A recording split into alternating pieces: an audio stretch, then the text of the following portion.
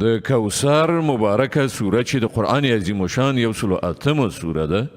په مکې معظمې کې را نازله شوې ده 3 مبارک آیاتونه لري تلاوت او پښتو ترجمه یې له لومړي آیت څخه اورئ بسم الله الرحمن الرحیم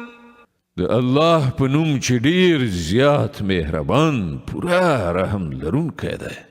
إنا أعطيناك الكوثر فصل لربك وانحر